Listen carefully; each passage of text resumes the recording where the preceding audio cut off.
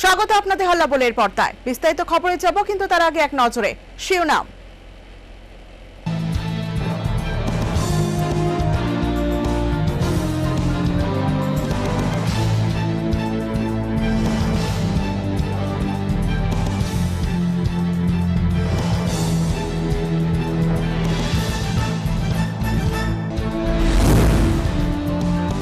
তলানিতে ঠেকেছে রাজ্যের স্বাস্থ্য পরিষেবা। অক্সিজেনের অভাবে আইএলএস হাসপাতালে যাওয়ার পথে অ্যাম্বুলেন্সে প্রাণ হারালেন রোগী।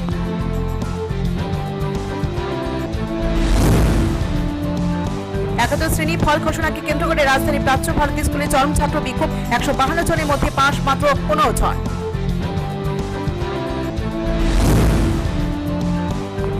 আষাঢ়ের শুরুতে জল থইথই দুরবস্থা তিলোত্তমা শহর রাজধানী আগরতলাতে। নোংরা জলে হাঁপুডুপু খাচ্ছেন নিগমবাসীরা। মুখ থুবড়ে পড়েছেন জল নিষ্কাশনী ব্যবস্থা। হিরে সরকারের শাসন ব্যবস্থায় চাঁদা তুলে পানীয় জলে একমাত্র অবলম্বন মাত্র সরাই গ্রামবাসীদের। গুরুতর অভিযোগ পঞ্চায়েত ও পানীয় জল সম্পদের দপ্তরের বিরুদ্ধে। নেশামুক্ত ত্রিপুরায় 405 কেজি গাঁজা সমেত লরি আটক। মুরগিয়াকামিতে পুলিশের চোখে ধুলো দিয়ে পালালো চালক ও সহচালক।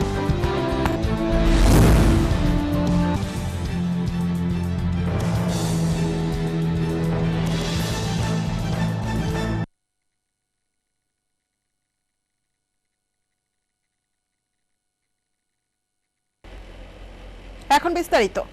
আষাঢ়ের শুরুতেই জল থইথই দুরবস্থা তিলোত্তমা শহর রাজধানী আগরতলায়। নোংরা জলে হাঁপুডুবু খাচ্ছেন পুর নিগমবাসীরা। মুখ থুবড়ে পড়েছে স্মার্ট সিটির জল নিষ্কাশনী ব্যবস্থা। চরম দুর্ভোগ পোহাতে হচ্ছে স্থানীয় এলাকাবাসী, ব্যবসায়ী সহ পথযাত্রীদের। আকাশে মৌসুমী বায়ুর আনাগোনা সত্ত্বেও এখনো পর্যন্ত ভারী ও ঘন বর্ষা দেখা দেয়নি রাজ্যের বুকে। আষাঢ়ের শুরুতেই হালকা ও মাঝের বৃষ্টিপাতের ফলে জল থইথই অবস্থায় চরম দুর্ভোগ পোহাতে হচ্ছে স্মার্ট সিটি তথা তিলোত্তমা শহর আগরতলার পুর নিগমের বাসিন্দাদের। রাজধানী ওরিয়েন্ট চৌমুহনীতেই জমে রয়েছে কোমর অবধি নোংরা জল। নোংরা জলে হাঁপুডুবু খাচ্ছেন পথ চলতি মানুষ এবং স্থানীয় এলাকাবাসী সহ ব্যবসায়ীরা। মুখ থুবড়ে পড়েছে পুর নিগমের জল নিষ্কাশনী ব্যবস্থা। অভিযোগ করছে এমসি এবং নগর উন্নয়ন দপ্তরের বিরুদ্ধে। বানভাসী এই দুর্দশার কথা বলতে গিয়ে এক মহিলার প্রতিক্রিয়া হচ্ছে, বিগত 20-25 বছর ধরে এই অবস্থা দেখে আসছেন তিনি।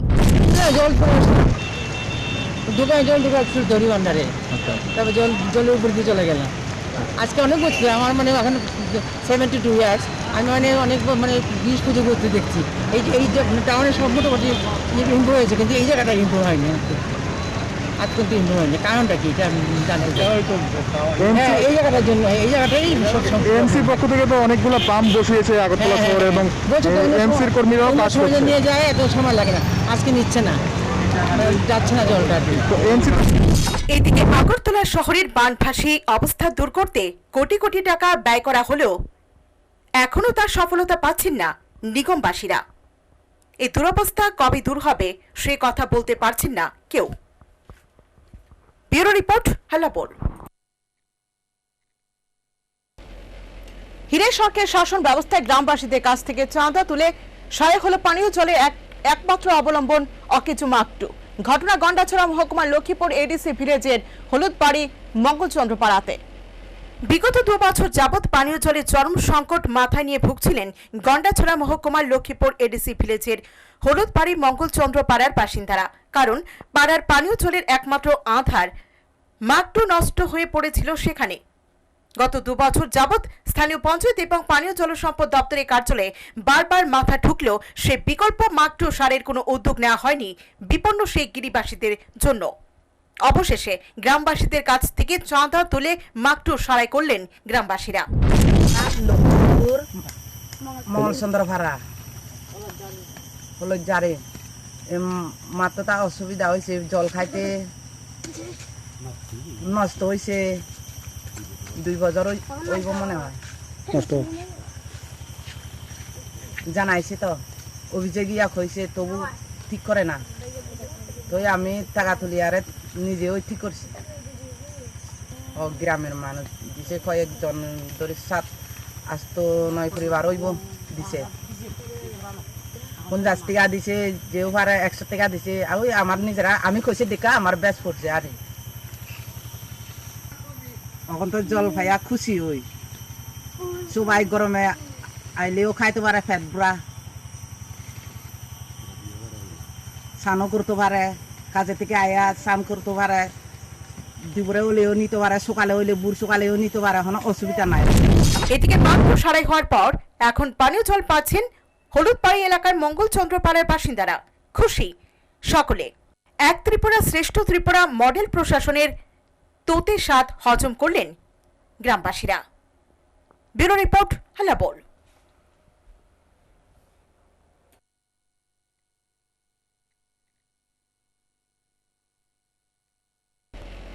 নেশামুক্ত ত্রিপুরায় প্রায় 405 কেজি গাঁজা সহ লরি আটক মুঙ্গিয়াকামিতে। তবে পুলিশের চোখে ধুলো দিয়ে পালিয়ে যেতে সক্ষম হয় লরি চালক সহ সহচালক। বুধবার 18 মোড়ার 41 মাইল এলাকায় যানবাহনের চেকিং এ বসেছিল মুঙ্গিয়াকামি থানার পুলিশ। গাড়ি চেকিং এর সময় TNBW 6315 নম্বরের চালক ও সহচালক কৌশলী পুলিশের চোখে ধুলো দিয়ে পালিয়ে যায় সেখান থেকে। পরে লরিটি মুঙ্গিয়াকামি থানায় এলে তল্লাশি চালায় পুলিশ। তল্লাশিতে উদ্ধার হয় প্রায় 405 কেজি গাঁজা। গাঁজাগুলি মজুদ ছিল 33টি প্যাকেটে। এ প্রসঙ্গে পুলিশ আধিকারিক জানিয়েছেন, जब व्हीकल चेकिंग कर रहे थे एक गाड़ी अगरतला से असम की तरफ जा रहा था। जब रेगुलर व्हीकल चेकिंग में उसको जो सिग्नल दिया रोकने के लिए, बोला कि थोड़ा आगे जाके रोक देगा। थोड़ा आगे जाके वो हमको डाउट आया कि वो बिना रुक के भाग रहे, तो लेकिन कांस्टेबल उसके पीछे पड़ना शुरू कर दिया। तो वो गाड़ी वहीं पे बंद करके वो खुद के वहाँ से भाग गए। इसके जैसे ही वो भाग गए, पहले हम लोग उसको पकड़ने के लिए कोशिश किए थे। गाड़ी के पास 2-3 कांस्टेबल खड़े रहा, उसको पकड़ने के लिए कोशिश किए थे, तो वो भाग गया। तो वो चप्पल भी छोड़ के वहाँ से भाग गया। हम लोग उसको पकड़ने के लिए भी कोशिश की। उसके बाद हम लोग इसमें पूरा सर्च किया। जब वहाँ से देखा कि हमको डाउट आया कि इसमें कि कॉन्ट्राबैंड है गांजा, तो फिर हम रंजित दास ने उसको फिर थाने में लेके आए। थाने में लेके आए तो मुझे भी इन्फॉर्म किया, जैसे ऐसा हो गया। जैसे मुझे उसने इन्फॉर्म किया कैसे हो गया, तो मैं भी तुरंत पहुँच गया। এদিকে রাজ্যের সর্বত্র শাসক দলের নেতা মন্ত্রীরা নেশামুক্ত ত্রিপুরা গড়ার ঢুকঢুকি বাজালেও থেমে নেই নেশা কারবারিদের দৌরাত্ম্য। বরং ত্রিপুরা নেশা কারবারের মৃগয়া ক্ষেত্রে পরিণত করেছেন নেশা কারবারিরা। Bureau report, হালাবোল। 10 দফা দাবির ভিত্তিতে বুধবার পশ্চিম ত্রিপুরা জেলা শাসকের নিকট ডেপুটেশন দেয় বামপন্থী রাজনৈতিক সংগঠন SUCI। বিভিন্ন ব্যানার নিয়ে নীরব বিক্ষোভ প্রদর্শনের মধ্য দিয়ে ডেপুটেশন দেয় সংগঠনটি। বুধবার পশ্চিম ত্রিপুরা জেলা শাসকের নিকট 10 দফা দাবির ভিত্তিতে ডেপুটেশন দেয় বামপন্থী রাজনৈতিক সংগঠন SUCI। দাবিগুলির মধ্যে উল্লেখযোগ্য হচ্ছে নারী নির্যাতন, ধর্ষণ ও খুন কাণ্ডে অপরাধীদের কঠোর শাস্তি দিতে হবে, চুরি, ডাকাতি, পাচার ও কালোবাজারি বন্ধ করা, জিবির মর্গে ঘুষ কাণ্ডের তদন্ত, দোষীদের শাস্তি দান, কোয়ারেন্টাইন সেন্টারে খাবার দাবার সহ অব্যবস্থা দূর করা, সমাজ বিরোধী দৌরাত্ম্য বন্ধ করে গণতান্ত্রিক ব্যবস্থা কার্যকর করা, ড্রাগস, মদ সহ নেশা কারবারি বন্ধে প্রয়োজনীয় ব্যবস্থা গ্রহণ ও দ্রব্যমূল্য বৃদ্ধি রোধ করা ইত্যাদি। দিনের এই কর্মসূচি সম্পর্কে বলতে গিয়ে রাজ্যের বর্তমান পরিস্থিতি নিয়ে চরম উদ্বেগ প্রকাশ করেন SUCI দলের নেতা সুব্রত চক্রবর্তী।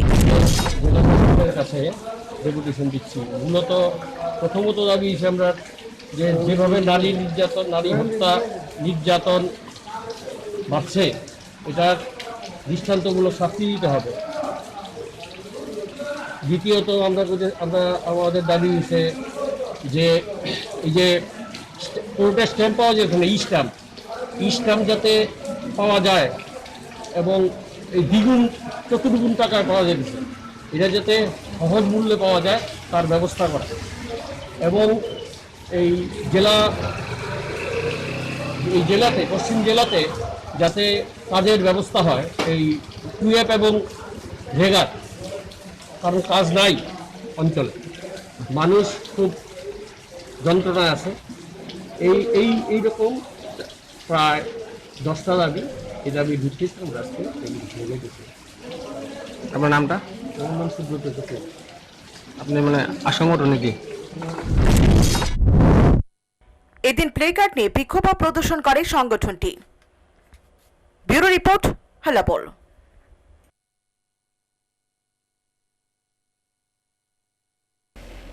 আমবাসা মহকুমার লালছড়ি এলাকায় প্রস্তাবিত মেডিকেল কলেজের জায়গা পরিদর্শনে গেলেন মহকুমা প্রশাসনের আধিকারিকরা। মোট 24 একর জায়গা নির্ধারণ করা হয় মেডিকেল কলেজের জন্য।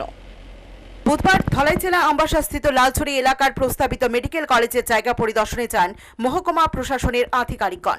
প্রতিনিধি দলে ছিলেন ডিসিএম আশুরঞ্জন দেববর্মা এবং পূর্ত দপ্তরের ইঞ্জিনিয়াররা।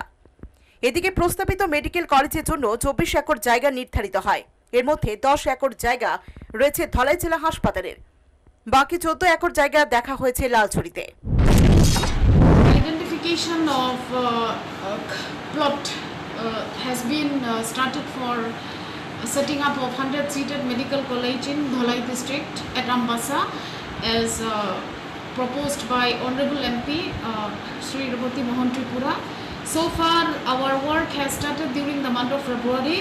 We have identified 2 locations as requisitioned by the Director Medical College. We require minimum 20 acres of land. The first plot we have identified is based at the existing Kulai District Hospital of Dholai district, where the area of land is 10.28 acre, and another plot of land which is within around 4 kilometers from Kulai District Hospital is at Lalchori near ITI, Dholai district, which is having 14.08 acre of land. Today demarcation has been carried out by our health, our revenue and PWD officials for preparation of actual site plan. So if this site plan is ready, I hope the medical college director can proceed with the matter speedier. So there are some illegal occupiers at Lalchori. Notice has been served to these illegal occupiers. They will vacate the land. Hearing has already been conducted. এদিকে medical কলেজের জন্য জায়গা পরিদর্শনকালে mask ছিল না অনেকের মুখে। Bureau report, হালাবোল।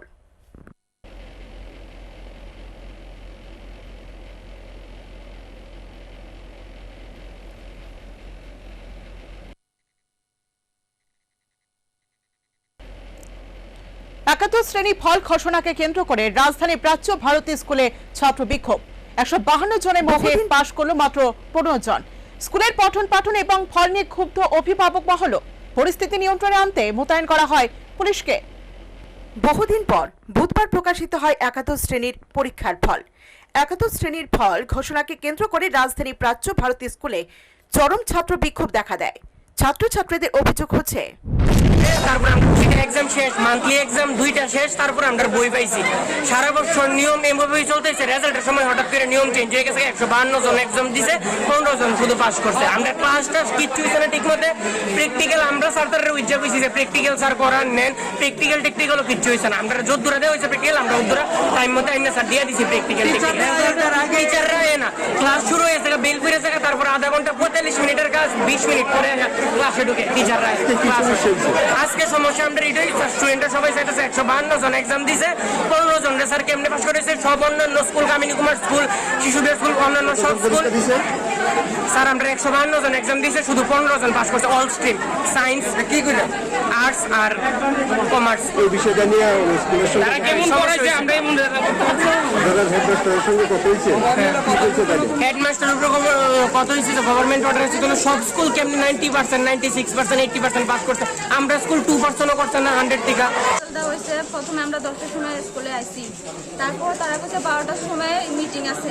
তাই আমরা বলেছি যে 1টার মধ্যে আমরা রেজাল্ট ক্লিয়ার করে দিব। তারপর 1টা বাজলো, 1:30 বাজলো, 3টে বাজলো, 4টার সময় কি 4টার পরে কি আমরা রেজাল্ট করছে নাকি আমরা বলি সব ফেল। মাত্র টোটাল স্কুলের মধ্যে গ্রুপের মধ্যে মাত্র 15 জন পাস, বাকি সব ফেল। তো তারা কি মিটিংয়ের মধ্যে এটাই ডিসাইড করছে যে আমরা ফেল করে দিব। 11 এক্সামে যারা মানে ব্যাক আইছে তো তারা রি এক্সাম দিতে।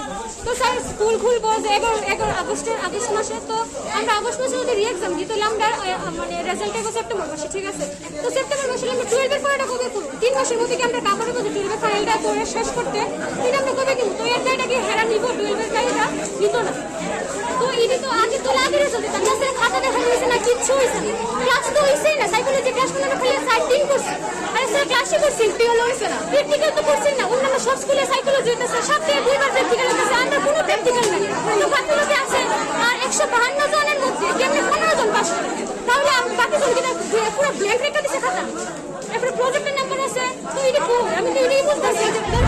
এই থেকে প্রাচ্য ভারতী স্কুলের এক ছাত্র জানিয়েছেন, সে পরীক্ষায় বসা সত্ত্বেও তার মার্কশিটে তাকে অনুপস্থিত দেখানো হয়েছে।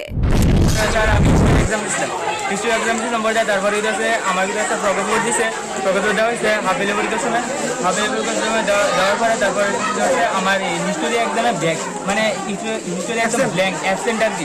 আমি এক্সাম দিচ্ছি, তারপর আমি স্যারের কাছে স্যার আমি অনেক দিন করছি স্যার আমি খাতা আমি এই স্যার এক্সাম দিয়েছি স্যার। তারপরে অনেকজনের কাছে হেডমাস্টার কাছে করছি, হেডমাস্টার কাছে তারপরে সত্য স্যার কাছে তুমি খাতা নিয়ে আসো। তারপরে আমি স্যার বাড়িতে গেছি অনেক কষ্ট মষ্ট স্যার হাফেলি গেলে স্যার এমনি এক্সামের সময় আমি দিচ্ছি স্যার, যে স্যার আমার কথা আমি পরীক্ষা দিচ্ছি মানে এক্সাম দিচ্ছি স্যার আমার খাতা ব্ল্যাঙ্ক, আমার নাম্বারে মানে ফুল ব্ল্যাঙ্ক, এক মানে অ্যাবসেন্ট, কিন্তু আমি এক্সাম দিচ্ছি কিন্তু আমার অনেক কইছে অনেক কইছে অনেক পর তুই এক্সাম দিস না এটা করে স্যার। অভিভাবকরা স্কুলের পঠন পাঠন ও ফল নিয়ে নিজেদের চরম ক্ষোভ প্রকাশ করেন।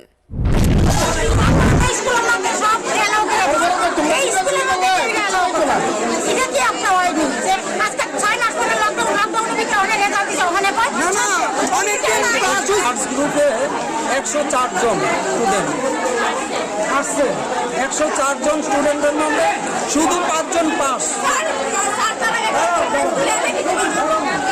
শুধু 5 জন আর্টস গ্রুপে পাস, শুধু 5 জন আর্টস গ্রুপে পাস। এদিকে প্রাচ্য ভারতী স্কুলের এই ফল নিয়ে প্রধান শিক্ষক জানিয়েছেন, শিক্ষা দপ্তরের নতুন গাইডলাইন মেনেই একাদশ শ্রেণীর ফল প্রকাশ করেন তারা। এখন ওরা কিভাবে প্ররোচিত হয়ে এরকম ব্যবহারগুলো আচরণগুলো করছে এটা ওরা জানে। দ্বিতীয় কথা হলো, আমরা তাদেরকে নিয়মিত স্কুলে আসার জন্য আমরা নির্দেশিকা দিয়ে প্রায় মাসে প্রতি মাসে খবর নিই। তারপরে দেখি তারা স্কুলে খুব কম আসে। স্কুলে কম আসার জন্য, স্কুলে ভালো উপস্থিতির জন্য তাদের একটা নম্বর আছে, আমরা সেই জায়গাটাও ইগনোর করে তাদেরকে ফুল মার্কস দিয়ে দিই। এটাও আমরা ওদেরকে, এবং তাদের যদি আমরা স্কুল চলাকালীন কোনো অবজ্ঞতা বা উশৃঙ্খলতা আমরা লক্ষ্য করি, সেগুলো আমরা সবাই মিলে সম্মিলিতভাবে সেগুলো মোকাবিলা করি এবং এরকম কোনোভাবেই তাদেরকে প্ররোচনা দিই না। আজকে হলো এইবার প্রথম সিবিএসসি গাইডলাইন মেনে যে রেজাল্ট প্রকাশ হলো গতকালকে 11-এর, সেই গাইডলাইন মানতে গিয়ে আমরা প্রোগ্রেস রিপোর্ট বানাতে গিয়ে যেই নির্দেশিকা যেভাবে দেওয়া আছে সেটা ফলো করে তাদের প্রাপ্ত নম্বরের ভিত্তিতে এবং আমাদের শিক্ষক শিক্ষিকাদের কাছ থেকে প্রজেক্টের বেসিস বা অ্যাটেন্ডেন্সের বেসিস যে নম্বর সবগুলো দিয়ে তাদের একটা ফাইনাল রেজাল্ট তৈরি করে তাদেরকে যে রেজাল্টটা আমরা দিয়েছি সেই রেজাল্টটা দেখে তাদের মনোভূত হয়নি। কারণ একটাই, কারণ এবারই প্রথম সব বিষয়ে 33 করে মার্কস পেয়ে পাশ করতে হবে, এই নির্দেশিকাটা রাজ্য সরকার জারি করে এবং এই নির্দেশিকা অনুসারে 33 করে প্রতি বিষয় না পেলে আমরা 11 থেকে 12 তাদেরকে প্রমোশন দিতে পারি। পরীক্ষা দিয়েছিল এটা সরকারি নির্দেশ। এবার 152 জন পরীক্ষা দিয়েছে একাদশ শ্রেণীতে, তার মধ্যে 33 নম্বর পার্সেন্টেজ প্রতিটা বিষয় পেয়ে 15 জন পাশ করেছে। তাদের দাবি, তারা বিগত দিনের রেজাল্টের কথা তাদের নিশ্চয়ই কিছু কিছু ইতিহাস জানে, যে আমরা চাইলে জোর জবরদস্তি করলে হয়তো স্যাররা কনসিডার করে, কিন্তু আমি কনসিডারের ব্যাপারে আমি আমার হায়ার অথরিটি যিনি ডিস্ট্রিক্ট এডুকেশন অফিসার বা জয়েন্ট ডিরেক্টর ওনাদের সঙ্গে যোগাযোগ করেছি। কনসিডারেশনের কোনো সুযোগ নাই, রেজাল্ট যা দেওয়া হয়েছে তাই থাকবে এবং তাদেরকে একটা সুযোগ দেওয়া হয়েছে, সেটা হলো এখানে সরকারি নির্দেশ জারি করে বলা হয়েছে যে স্কুল খোলার 1 মাসের মধ্যে তাদেরকে পুনঃপরীক্ষার সুযোগ দেওয়া হবে। সেই পরীক্ষাতে তারা যদি পাশ করে আবার পাশ করে আসতে পারে তাহলে তাদেরকে প্রমোটেড বলে গণ্য করা হবে। তারা মানতে রাজি না। স্কুল অথরিটির তো কিছু এখন কিছু করার থাকে না, তাই একসময় নিজেদের কিছু অক্ষমতার কথাও জানিয়েছেন তিনি। এই বিষয়টা বিগত দিনে তো আমাদের শিক্ষকদের কাছ থেকে কিছু সুযোগ আমরা নম্বর কিছু গ্রেস মার্কার করে দিয়ে দিতে পারতাম, এবার যেহেতু করতে পারছি না, এবার ঝামেলাটা থাকবে। বিগত দিন আমরা ঝামেলাটা মেটাতে পেরেছি। সিস্টেম বলবেন না, সিস্টেম বলা ঠিক হবে, সৃষ্টি হয়, প্রবলেমটা সৃষ্টি হয়। কিন্তু আমরা চেষ্টা করি ছাত্রকে যত বেশি সম্ভব কনসিডার করে পাশ করিয়ে দেওয়া। এবার তো এর বাইরে কনসিডার করার জন্য আমাদের হাত পা তো আটটা নেই। সুতরাং রেজাল্ট যেটা যার যা পারফরমেন্স অনুসারে তৈরি হয়েছে সেটাকে মেনে নিতে হবে। এবারের জন্য আমি এটাই বলতে পারি। প্রাচ্য ভারত স্কুলের এই ফল প্রকাশকে ঘিরে গোটা এলাকায় অস্থির পরিস্থিতি কায়েম রয়েছে। ব্যুরো রিপোর্ট, হ্যালো বল।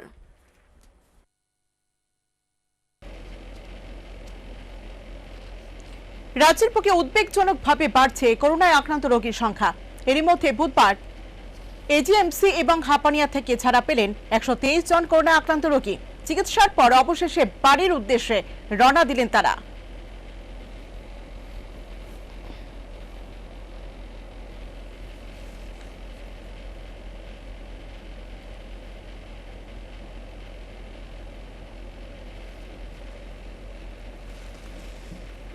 সারা দেশের সাথে রাজ্যে 9 দফা দাবির ভিত্তিতে বিক্ষোভ প্রদর্শন করে সারা ভারতের যুব ফেডারেশন তথা AIYF।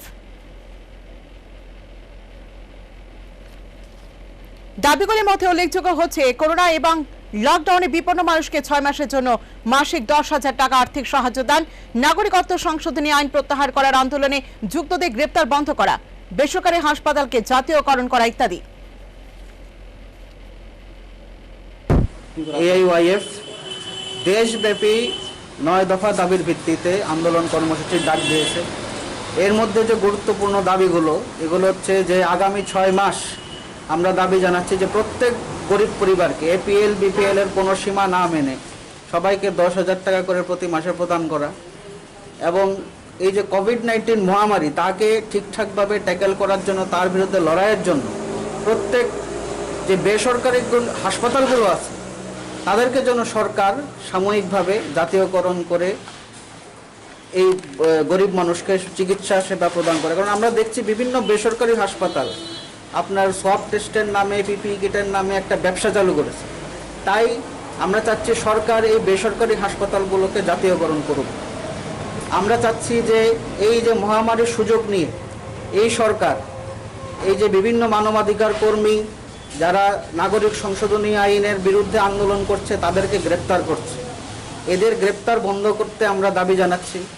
আমরা দাবি জানাচ্ছি যে এই যে দলিত, মুসলিম, আদিবাসীরা যারা বিভিন্ন রাজ্যে আন্দোলন করছে তাদেরকেও সরকার গ্রেপ্তার করছে, জমি আন্দোলনের বিরুদ্ধে যারা লড়াই করছে তাদেরকে গ্রেপ্তার করছে।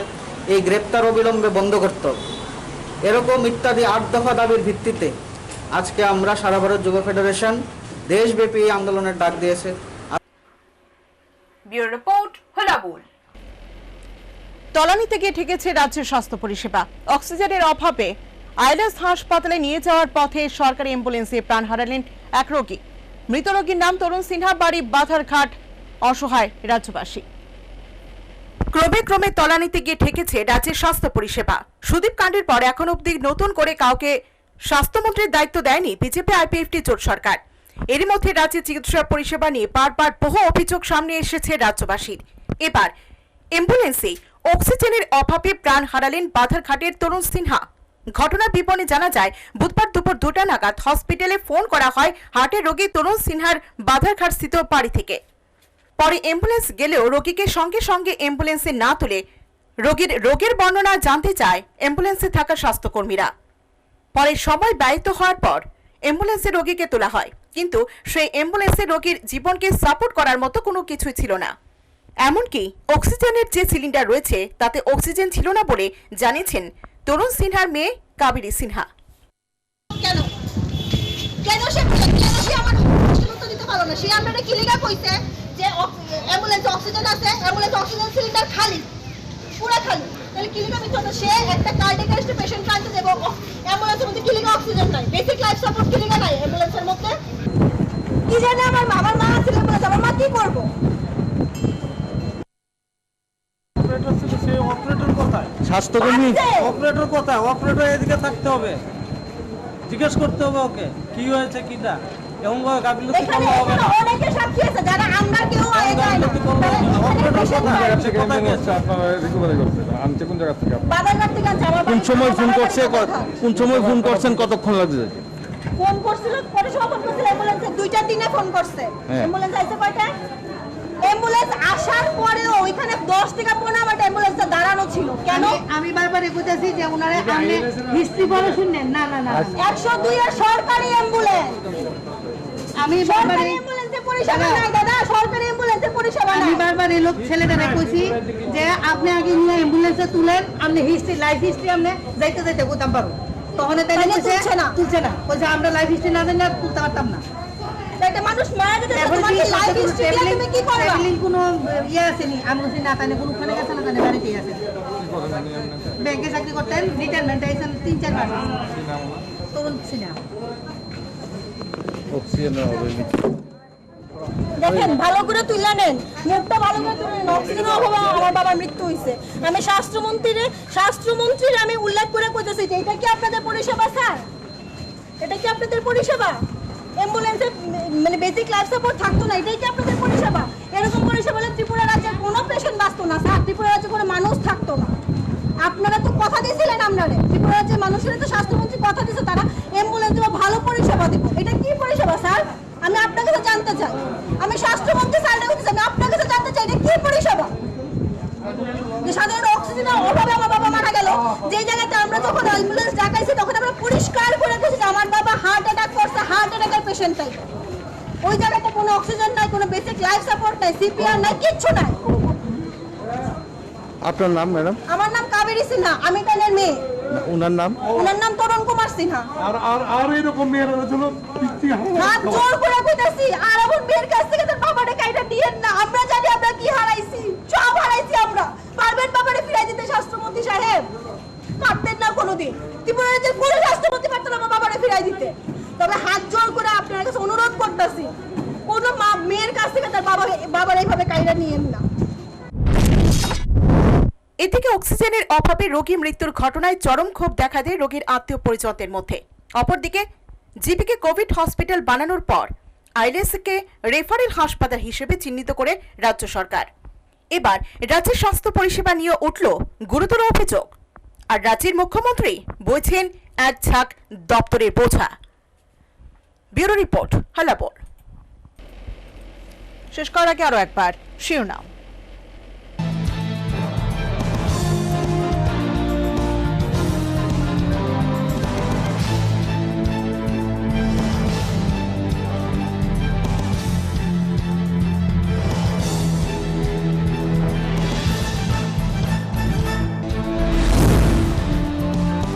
তলানিতে ঠেকেছে রাজ্যের স্বাস্থ্য পরিষেবা। অক্সিজেনের অভাবে আইএলএস হাসপাতালে যাওয়ার পথে অ্যাম্বুলেন্সে প্রাণ হারালেন রোগী।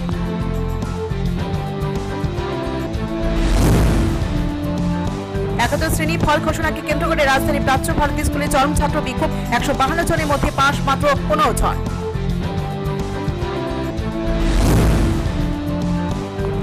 আষাঢ়ের শুরুতে জল থই থই দুরবস্থা তিলোত্তমা শহর রাজধানী আগরতলাতে। নোংরা জলে হাঁপুডুপু খাচ্ছেন নিগমবাসীরা, মুখ থুবড়ে পড়েছেন জল নিষ্কাশনী ব্যবস্থা। হীরের শখের শাসন ব্যবস্থায় চাঁদা তুলে পানীয় জলে একমাত্র অবলম্বন মাত্র সরাই গ্রামবাসীদের। গুরুতর অভিযোগ পঞ্চায়েত ও পানীয় জল সম্পদের দপ্তরের বিরুদ্ধে। নেশামুক্ত ত্রিপুরায় 405 কেজি গাঁজা সমেত লরি আটক। মুরগিয়াকামিতে পুলিশের চোখে ধুলো দিয়ে পালালো চালক ও সহচালক।